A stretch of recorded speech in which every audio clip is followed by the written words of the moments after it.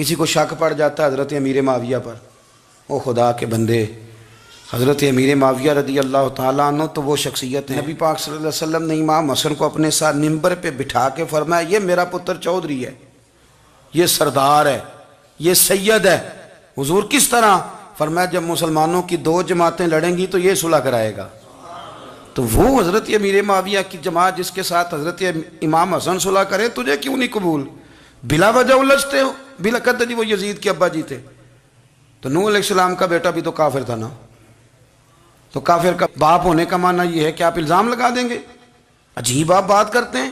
قیامت میں کوئی کسی کا بوجھ، قرآن نے فیصلہ کر دیا ہے، کوئی کسی کا بوجھ، یزید اپنے معاملات کی جواب دے گا، اس کے گھر والے اس کی باتوں کا جواب۔ اور جو یہ کہتے ہیں نا کہ ان کے والد معاذ اللہ ٹھیک نہیں تھے، وہ یہ بھی لکھتے ہیں کہ یزید کا پتر بڑا ٹھیک تھا۔ یزید کے بیٹا ہے جس کا نام معاویہ بن یزید ہے، یزید کے بعد لوگوں نے تخت پہ بٹھایا، 40 دن اس نے حکومت کی، اور لوگوں سے کہنے لگا کہ نہ میں اس کرسی کے قابل ہوں، نہ میرا باپ قابل تھا۔ یزید کا پتر فرمایا نہ میں اس قابل ہوں، نہ میرا ابا قابل تھا، میں اس کرسی پہ کیسے بیٹھوں جس کے پایوں میں محبوب کی اولاد کا خون ہو؟ تلاش کر لو کوئی اپنا امیر، 40 دن کے اندر بندہ تلاش کر لو، میں اس قابل نہیں۔ تم یہ تو لکھتے ہو اس کے بیٹے کے بارے میں، یہ کیوں نہیں مانتے کہ حضرت امیر معاویہ کے ساتھ امام حسن نے صلح کی؟ آپ بات کو سمجھیں۔ اور کچھ اتنے بیوقوف ہیں، اتنے نادان ہیں، ان کو کوئی اور بات نہیں ملتی تو کہتے ہیں امام حسین کو آنا نہیں چاہیے تھا، حکومت بن گئی تھی، یزید بیٹھ گیا تھا، معاذ اللہ۔ پتہ ہے حضرت عبداللہ بن زبیر کیا فرماتے تھے؟ فرماتے تھے ہم تو یزید کے خلاف اس وقت نکلے کہ ہمیں یقین ہو، یہ اس بندے کی بات بتا رہا ہوں جسے گٹی میرے نبی پاک نے لواب دہن سے عطا فرمائی، لواب دہن سے گٹی دی رسول کریم۔ حضرت ابوبکر صدیق کے سے حضرت زبیر بن عوام جو حضور کی پھپھی کے بیٹے ہیں، ان کے بیٹے حضرت عبداللہ بن زبیر کہتے ہیں ہم تو یزید کے خلاف اس وقت نکلے کہ ہمیں ڈر تھا اگر اب بھی نہ نکلے تو آسمان سے پتھر برسیں گے، کہیں ہمیں سزا نہ ملے۔ اتنا بڑا مجرم اور تم کہتے ہو امام حسین کو نکلنا نہیں چاہیے تھا۔ تو خرابی ہوتی ہے میرے عزیز، خرابی ہوتی۔ آپ کو پتہ ہے میں ان مسائل پر کم بات کرتا ہوں لیکن ضروری بڑا سمجھتا ہوں، میں سمجھتا ہوں یہ ضروری چیزیں۔ مہربانی فرمائیں کسی جگہ بھی کسی ایک کے بارے میں بھی اپنے عقیدے میں کبھی کوئی کمزوری پیدا، کبھی نہ کوئی کمزوری پیدا، اتنی سی بھی بات کسی کی سننا، کسی کی کرنا، ڈسکس، ہمارا منصب ہی نہیں۔ اور کچھ اور بیوقوف ہیں۔ میں یونیورسٹی میں تھا چند دن پہلے، تو لیکچر کے بعد ایک دوست مجھے کہنے لگے کہ مولوی ایک دوسرے کے پیچھے نماز نہیں پڑھتے۔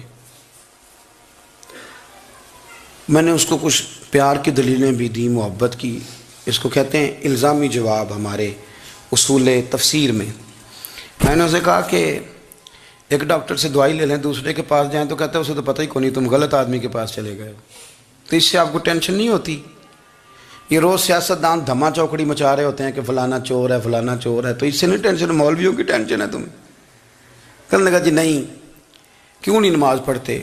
میں نے اسے کہا یار، اور وہ مجھے کہنے لگا جی آپ بڑی مثبت بات کرتے ہیں تو اس لیے میں نے آپ سے سوال کیا ہے۔ میں نے کہا یار بڑی سادی سی بات ہے، اگر تیری سمجھ میں آ گئی تو ٹھیک ہے، نہ بھی آئی تو منوانا تو میرے ذمہ ہے بھی نہیں، بتانا میرے ذمہ ہے۔ تو یہ بتا، میں نے کہا تیرے ابا جی کو، تیری اماں کو کوئی بندہ کافر کہہ گزرے، کوئی مولوی بہت بڑا شیخ الحدیث ہو، اصول تفسیر پہ، فقہ پہ، حدیث پہ دسترس رکھتا ہو، اور مستحضر علم ہو اس بندے کا، تیرے ابے اور اماں کو کافر کہے تو نماز پڑھتا ہے؟ کہنے لگا نہیں۔ تو میں نے کہا جو میرے نبی پاک کے ماں باپ کو مشرک مانے، اور میں نے کہا اگر تم نے دلیل چاہیے ہوگی تو بندے میں تمہیں دوں گا اور بائی نیم دوں گا، اور میں ان کی تحریریں تمہیں دوں گا جو مر گئے یہ لکھتے ہوئے کہ چونکہ وہ پہلے چلے گئے تھے، انہوں نے کلمہ نہیں پڑھا، لہذا معاذ اللہ صبح معاذ اللہ دوزخ میں جائیں گے۔ تیرا حوصلہ پڑھتا ہے تو پڑھ نماز، میرا تو نہیں پڑھتا، میں کیسے پڑھوں؟ اور اس قدر کمزور نظریے کا آدمی کہ اپنے قلم سے لکھتا ہے، اپنے قلم سے اپنی کتاب میں لکھتا ہے کہ جس مچھلی کے پیٹ میں حضرت یونس نے کچھ دن گزارے وہ مچھلی جنت میں جائے گی۔ دے شرم نہیں آتی؟ جس مچھلی کے پیٹ میں یونس چند دن رہے وہ جنت میں جائے گی، اور جس ماں کے پیٹ میں مدینے والے رسول 9 مہینے رہے، یہ حیا نہیں آتی تجھے بات کرتے؟ پھر بھی سمجھ نہ آئے تو ہم سے آ کے عقیدہ سن، ہو درود تجھ پہ بھی آمنہ، ہو درود تجھ پہ بھی، تیرے لال پر بھی سلام ہو، تیری گود کتنی عظیم ہے، تیری گود کتنی یار آپ مجھے دلیل دینا، میں آپ ہماری ساڑی تے باٹی کونی تے سانجی کجے نال ہونی ہے، ہمارا کسی سے ذاتی رٹا ہی کوئی نہیں، آپ بات کو سمجھیں، لیکن تجھے کوئی اور چیز لکھنے کو ملی کوئی نہیں، تو نے قلم اٹھایا اور تو تکلیف دیتا ہے نبی پاک کو، تو وصیت والدین کو معاذ اللہ یہ لفظ کہہ کے گزر جاتا ہے، اور ان کے نام دیکھو، آمنہ، نام کیا ہے؟ آمنہ، آمنہ نام کافروں جیسا ہے، اور والد کا نام کیا ہے؟ سبحان اللہ، عبداللہ کا معنی یہ کافروں جیسا نام ہے، مت ماری ہے، اور کتابیں لکھی جا رہی ہیں اور سیرت لکھی جا رہی ہے اور دلیلیں دی جا رہی ہیں، لوگوں کو خیال ہی نہیں آتا، عجیب فلسفہ ہے۔ 4 اقوال ہمارے بزرگوں نے لکھے ہیں نبی پاک کے والدین کے بارے میں۔ سب سے پہلے امام سیوطی فرماتے ہیں رسول کریم علیہ السلام نے فرمایا کہ پوری دنیا میں جب کفر رہتا ہے تب بھی 10 لوگ اللہ کی توحید پر ہمیشہ قائم رہتے ہیں، یہ نہیں ہو سکتا کہ ساری دنیا کفر سے بھر جائے۔ فرماتے ہیں میرے محبوب کے والدین بھی ان 10 لوگوں میں شامل ہیں، حضور کے والدین بھی ان، اور دوسرا قول آپ فرماتے ہیں نبی پاک کے والدین زمانہ فطرت پہ تھے۔ زمانہ فطرت وہ زمانہ ہوتا ہے جس کے اندر نبی نہیں ہوتا، تو لوگ جس دین کو بہتر سمجھتے ہیں اللہ کی توحید کے ساتھ اس پر عمل کرتے ہیں تو ان پر کوئی مواخذہ۔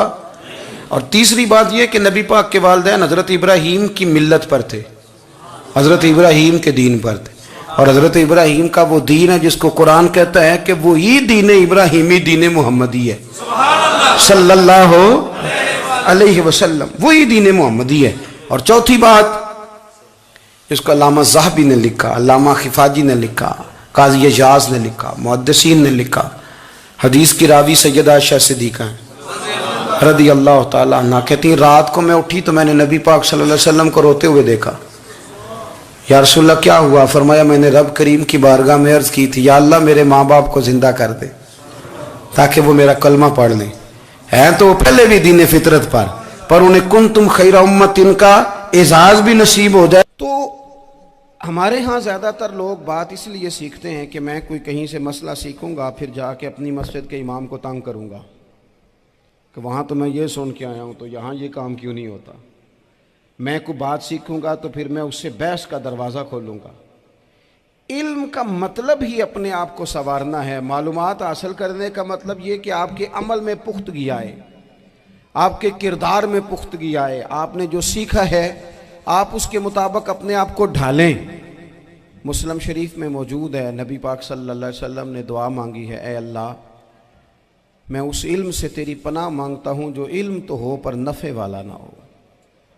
جس بندے کے علم نے اسے نفع نہیں دیا، وہ کچھ سیکھ نہیں سکا اس سے، تو اس کا علم کسی کو کیا نفع دے گا؟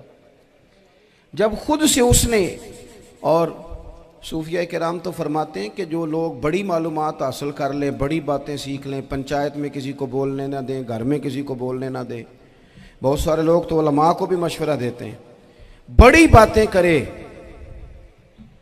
لیکن عمل کے لحاظ سے بندہ زیرو ہو تو اہل دل فرماتے ہیں اس کی صحبت سے بچو۔ اسے بڑا پتہ ہے، بڑی باتیں آتی ہیں، بڑی باتیں آتی ہیں، بڑی باتیں کرتا ہے، لیکن گفتگو کی حد تک تو بہت بڑا ہے، عمل کے معاملے میں صفر ہے۔ بہت سارے لوگ مسجد کے حجرے میں میٹنگ ہو رہی ہوتی ہے اور وہ لمبی لمبی دلیلیں اور مشورے دے رہے ہوتے ہیں، نماز کا ٹائم آ جائے تو اٹھ کے چلے جاتے ہیں، کہتے ہیں میں اپنے محلے دی مسیتیں پڑھنی ہیں، کئیوں کو کام یاد آ جاتا ہے۔ فرمایا کہ شخص کے پاس معلومات بڑی ہوں لیکن عمل کے معاملے میں بندہ زیرو ہو تو اسے بچنا کیوں؟ اس لیے کہ اگر پڑھا لکھا آدمی بے عمل ہونا تو وہ اپنی بے عملی پر بھی دلیلیں پیش کرتا ہے، وہ کہتا ہے میں یہ کام نہیں کرتا تو یہ میرے پاس دلیل ہے، وہ تو بے عملی کو بھی مزین کر دے گا معاذ اللہ۔ تو دینی تعلیم ایک تو حاصل اس لیے کریں کہ ہم نے اپنے آپ کو سنوارنا ہے، اور دوسرا علم کا شوق طبیعت میں ہو۔ دیکھیں نا اللہ کے حبیب صلی اللہ علیہ وسلم نے فرمایا ہے کہ جو علم کے رستے پہ چل پڑا وہ جنت کے رستے پہ چل پڑا ہے۔ جمعوں میں، محفلوں میں کانوں کے ذائقے کے لیے نہ آئیں، اس لیے آئیں کہ میرے علم میں، میرے عمل میں یہ کوئی اضافے کی بات بنے گی، میں کوئی نصیحت حاصل کروں گا تو میرے دل کا زنگ اترے گا، ہمارے ہاں یہاں لوگ مزے کے لیے آتے ہیں اور آج کل لوگ فوٹو کے لیے آتے ہیں. ان دو کاموں سے نکل کر خالص اصلاح کی نیت سے علم کا شوق ہمارے ہاں تیزی سے ایک حرکت کی گئی. علماء کا وقار خراب کیا گیا اور لوگوں کو دینی علوم سے دور کیا گیا. اور اس میں بعض بیچارے واعظین اور خطباء نے بھی کردار ادا کیا جب جعلی پیر کی تعریفیں کھول کے کیں اور اسے پتہ نہیں کہاں تک. یہ اسٹیج ہوتے ہیں نا، ان میں کوئی بندہ اچھا لگے بھی تو اس کے لیے دعا کرنی چاہیے، تعریفیں نہیں کرنی چاہیے. تعریفیں اس کا کوئی فائدہ نہیں ہے. اس بندے کو تو دعا کا فائدہ ہے. اگر آپ کو اچھا لگ رہا ہے تو اسے دعا دیں، اس سے زیادہ کچھ نہیں کریں. اور ہمارے ہاں جناب وہ نقیب محفل بیچارے کی شامت آ جاتی ہے اگر تعریفیں تھوڑی کرے تو کہتے ہیں انہوں تو نام ہی نہیں لینا ہوں. وہ بھائی اس کے نام لینے سے آپ کا قد اونچا ہوتا ہے. تو علم اور عالم ان دونوں چیزوں سے قوم کو دور کیا گیا. دینی تعلیمات کا فقدان ہے. جو میٹرک تک لوگ 60-70 کتابیں پڑھ جاتے ہیں انہیں بھی قرآن پاک ٹھیک سے نہیں پڑھنا آتا. دور کیا گیا. آپ مجھے بتائیے، چلیں ایک مسجد ہی آپ دیکھ لیں، اس مسجد کے اندر اگر ایک طرف ایک عالم دین مشکاہ شریف کھول کے بیٹھے ہوں، حدیث پاک کا درس ہو رہا ہے، یا بہار شریعت کھول کے بیٹھے ہیں، فقہی مسائل بیان کیے، اور اسی مسجد میں ایک بابا جی جبہ پہن کے تگڑا سا بڑی سی پگڑی باندھ کے اور 500 دانے والی تسبیح لے کے بیٹھے ہیں. اب ایک بندہ اندر آتا ہے تو وہ کدھر جائے گا؟ عالم کی طرف کہ بابا جی کی طرف؟ وہ کیوں جا رہا ہے بھلا بابا جی کی طرف؟ وہ اس لیے کہ ہم نے اسے یہ بتایا ہی نہیں کہ جس طرح سبحان اللہ سبحان اللہ سبحان اللہ پڑھنا عبادت ہے نا، اسی طرح دارابا پڑھنا بھی عبادت ہے. اسے ہم نے بتایا نہیں کہ جب تک علم کے رستے میں رہنا بھی عبادت ہے. جب تک اسے یہ سمجھ نہیں نہ آئے گی کہ جس طرح وظائف کی کتاب پڑھنا عبادت ہے اسی طرح مشکاہ شریف پڑھنا بھی عبادت ہے. حدیث بخاری کا درس لینا بھی عبادت ہے. مسلم شریف کی احادیث پر اپنے اساتذہ سے بیٹھ کر دروس پانا بھی عبادت. جب تک یہ پورا مزاج دیکھیں نا، نبی پاک صلی اللہ علیہ وسلم نے فرمایا رات کی ایک گھڑی بھر دین سیکھ لینا ساری رات نفل پڑھنے سے بہتر ہے. اب ہمیں سمجھنا چاہیے کہ کتاب پڑھ کے بھی بندہ رب رسول تک پہنچ سکتا ہے. کتاب و سنت رستہ آسان کرتے ہیں، لیکن ہمارے ہاں کیا مزاج دیا گیا ہے؟ بابا جی کے پاس چلو، ضرور جائیں بابا جی اگر نیک ہیں تو منع کوئی نہیں کر رہا، لیکن جو سوچ ہمیں حضور نے دی ہے ہم نے اسی سوچ کے مطابق اپنے معاملات کو ترتیب دینا ہے نا. اب ایک بات میں نے آپ سے پوچھی اور آپ نے کہا قوم ساری بابا جی کی طرف جائے گی. حدیث پاک کس طرح ہے؟ اللہ کے محبوب مسجد شریف میں تشریف لائے، دونوں جانب لوگوں کے حلقے بنے ہوئے ہیں، لوگ بیٹھے ہوئے ہیں. ایک حلقے میں لوگ اللہ کی یاد کر رہے ہیں، ذکر ہو رہا ہے. ایک حلقے میں بیٹھ کے ایک عالم کتاب و سنت کا درس دے رہے ہیں، ایک صحابی اور باقی سن رہے ہیں. خاص توجہ کریں نوجوان میری بات پر. رسول کریم صلی اللہ علیہ وسلم دونوں کے بیچ کھڑے ہو گئے اور کریم نے فرمایا دونوں محفلیں خیر کی ہیں، دونوں ہی حلقے خیر کے ہیں. اور پھر حضور فرمانے لگے مجھے چونکہ رب نے استاد بنا کے بھیجا ہے، میں چونکہ معلم بن کے آیا ہوں، یتلو علیکم آیاتنا ویزکیکم، میں چونکہ کتاب و سنت کی تعلیم کے لیے آیا ہوں،